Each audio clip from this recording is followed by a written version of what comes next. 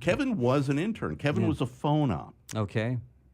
In the beginning. And I got a funny and he Kevin had story. no idea what to do in the studio. I think I told you this last time. He kept sending me bits and he'd leave them on my desk, and I would listen to them. They were terrible, and he would go back and do more. And then 6 months later, he started doing good stuff. And we took him out of the phone op room and made him production guy, image production guy. That was what he was. So what happened was when I left, Kevin had already gone to the local TV station. What was it? KUSI. KUSI. He'd gone to KUSI to be their copywriter. Trip comes in. He's going to be running 91X. I'm not staying. They had wanted me to stay. I said, no, I'm going. But if you're smart, you would get this guy, Kevin Stapleford, back from TV and make him your right-hand man. And he did that. So Kevin did all the stuff for Trip. Then when Trip left, they made him the PD. We were set up to not fail because the songs that had been selected we knew, but we could change the flow. In other words, we'd eventually have to play a Big Audio Dynamite song, but we'd figured out is it going to come at quarter after the hour or is it going to come at 35 after the hour, depending on... No, that was all incorrect. I remember because I came and learned the system from this asshole. Max, did you ever work at K-Rock? No. Okay. I did. So fuck you. So I'm telling you. Can I explain the system? Okay. You're going to go on for a freaking hour. You don't know what you're talking about. You tell me how the system worked. Tell me how the system worked. So the thing about the Cardbox versus going on to software, and by the way, toward the end of my time at 91X, you know, rotations, computer rotation was starting to happen. Right, but we didn't have that at 91X. It took like another couple of years because they wanted to build their own system. Anyway. So the philosophy behind the Cardbox was simple. The categories, okay, let's say you had a D, all right? All the songs in that particular category all had to be the same level of hotness. In other words, if you're going to play in this D category, The Cure, Just Like Heaven, all the other songs in that category had to be as big. Don't You Forget About Me by Simple Minds. As big as that song in the D, okay? So then the next category was like an E. Whatever that designation was, if it was an older recurrent, it had to be consistent. Yeah. So as long as you were digging around in that category, if the sequence sheet said a D has to come up, all right, you're safe in pulling pretty much any D you wanted. But each category, depending on how many songs were in it, had a dig rule. So you could dig two cards deep, you could dig 4 cards deep, or you could dig 5 or 6 cards deep, depending. So fine, it's just what I just said. No. Because you're saying hey, you guys, could you take over the show for about 3 or 4 minutes? Fine. Go do your Just thing. keep telling your story, and I'll be right back. So tell me what's the difference between what I just said and what you're telling me. What you just said made no sense, and you couldn't just play an Audio Dynamite song, or you couldn't pick. The thing is that when you went to the category, so if like blue was the E's, I believe, if I remember correctly. Yeah, whatever. They were color-coded as well. They were color-coded. So I would go, and I would be able to dig X amount. So in other words, if I'm playing... so you had a rule that said no more than... Let me fucking finish. 5 Old deep. man, let me finish. All right. So whatever the rule was, because you explained it, you were the one who fucking explained it to me. Yes. So you could go X amount deep on this thing, and it was on the thing. Right. So I would go and I would say, you know, Big Audio Dynamite shouldn't come up here. It's going to come up at 35 after. So I'm going to have to play the silencers. Yes, you could do. Or I'm going to play the members or whatever it was. Yeah. But the point was that I got to make the show flow. I still ended up playing all the songs that were required because the dig version was eventually that song would have to come up. All right. I would not do what your other jocks did, which was mark it off that you played it, and then put it at the back of the thing and just say, "Fuck off, I'm not playing this shit." You want to go play Oh, believe me, listen, cheating. I never did the cheating. We used the same box system at FNX, and I had jocks that freaking cheated. There were guys that like would pull the card out and put it in the back of the box like it would have played. Then I used to find cards behind the turntable. They would just take them out and throw them in the garbage, right?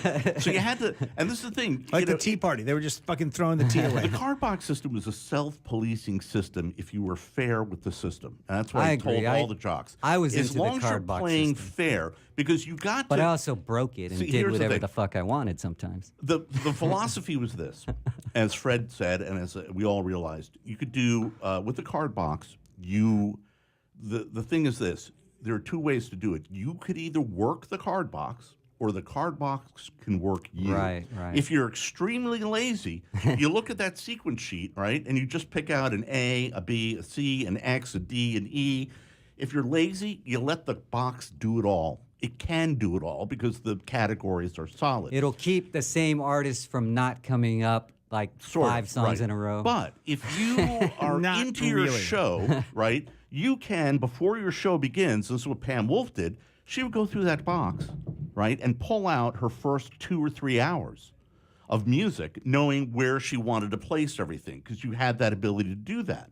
You could shape your hour any way that you want, in the same way that it was pretty much the rule that all good internally produced spots ran first in a break, and all the stupid, ugly, national stupid ones ran last.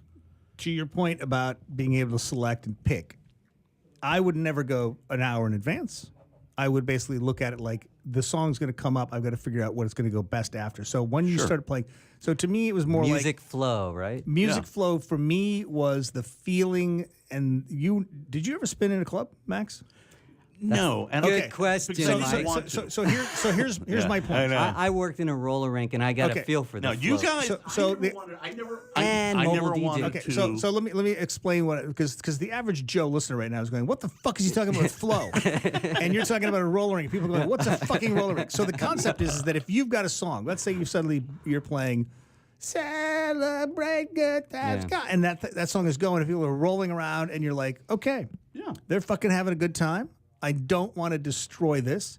So you're not going to go back in there and pull out some Shostakovich.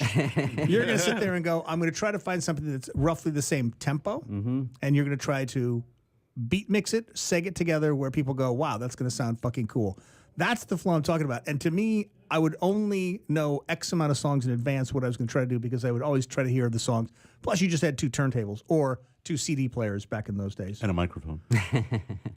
And now it's it's, called- it's just mic pushing a phone. buttons. I'm sorry, it's just already pre-programmed. Well, see, that's the thing. As a program director who also hired music directors, I tried to make them understand if I catch them in like programming music with headphones on, they're listening to something else, I will rip the headphones off them, shove nails into their headphones and keep them on. Because the bottom line, you have to hear it, you have to feel it. You can't just sit there and go like, oh, it came up yesterday at 2:15, so it's going to come up at 2:45 today. Yeah, Fuck that. right, You have that's to feel- robotic. you have to feel what it is. You have to hear the song in your head. And generally, if you're reasonably decent with it, you'll know what key it's in, and you know how it's going to end, and you know what it Tempo. is. And all that shit. Yeah. And you know how Beats the flow's per going to go. minute. And that should be done by the music director, not by the computer, because the computer obviously Doesn't know all Doesn't that. know all the shit. Doesn't feel music. The computer doesn't is know the merely vibe. a card box with no ability to sort through the cards. I agree. It doesn't have a brain. Although in the early days there was a selector had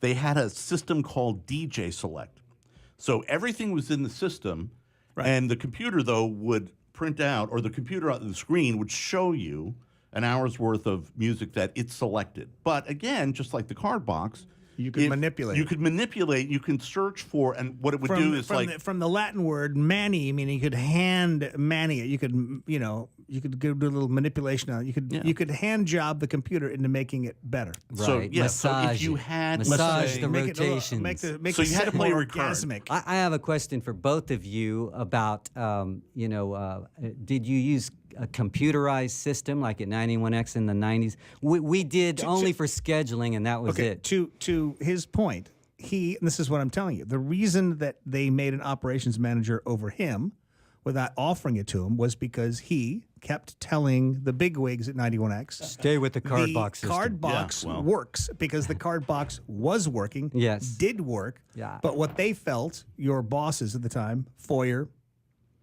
yeah, felt at that point that it was leaving it too much up to the jocks, and they were afraid of that. Tripp, whose nickname from Nauman was Computer Suit, knew how a card box on a computer basically could be then manipulated only by the program director and not the DJs. So he pitched it. Norm Foyer fell in love with the concept of doing it. Oh my God, the automated DJ. So in other words, it But was they going to never- take the guesswork out of it. right. And And they wanted to put a system in, but they didn't want to pay somebody else to rent or lease a system. So then this 2-year process of trying to build our own, or your own at 91X, I was gone by then, but trying to build your own system in-house took place. With Jim LaMarca helping out. It just never worked, though. It was I mean, it was an attempt to put the Cardbox on the computer. on the computer, which basically Too rigid, right? And well- Selector was already doing it, but we didn't want to pay for it. Yeah. They wanted to do, and they were saying like, no, we can do this ourselves. I love the Cardbox system, but I did start using a computer system in the late 80s. It was pirated software, and it led to a big lawsuit with the station, and I had to testify and all this crap, and it really made me learn the legal system.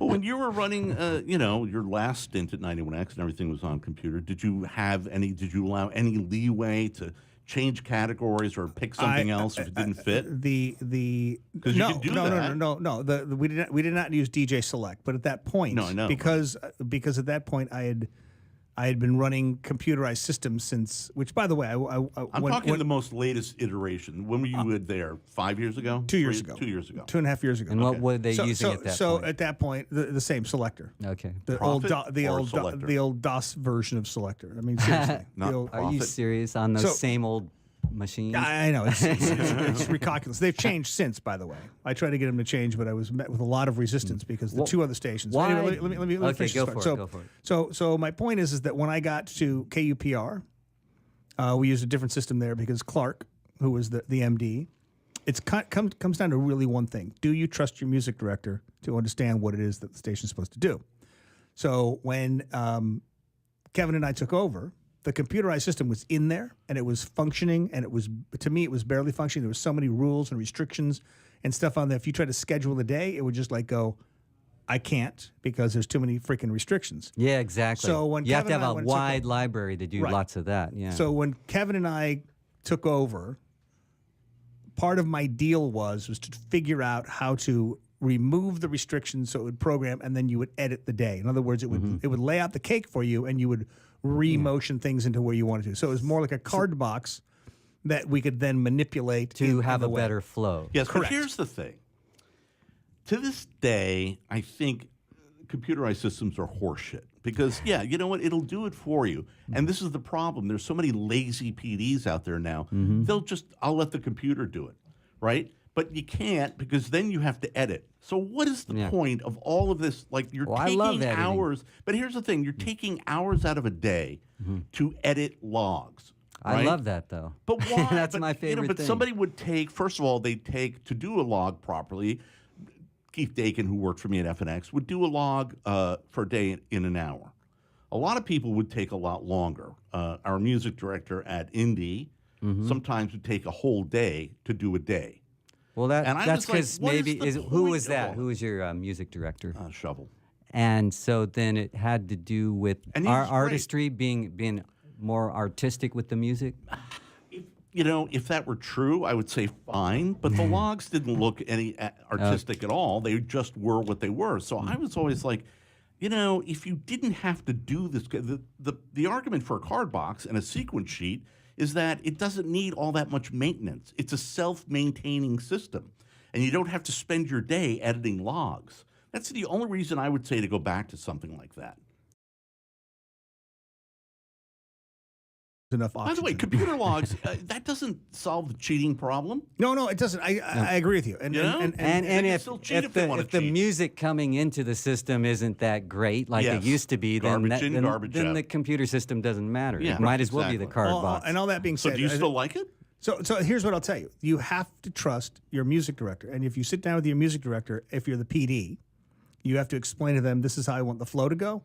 And then generally, Kevin, for the first probably year or so, we'd go over the logs and he would go, too clumpy. He would basically say, this sounds too clumpy. Right. This is too British. This is too American. This is Right. too dancey. This is too whatever. Yeah. But my thing is that going back to the old club thing is when I was manipulating the quarter hour, which is Quarter-hour all maintenance. Arbitron cared about back then. Quarter hours. I was looking at a flow to keep people around for 15 minutes as a guy who'd spun in clubs, et cetera, et cetera. What Kevin was trying to do was yin and yang it, which we ended up doing a lot more.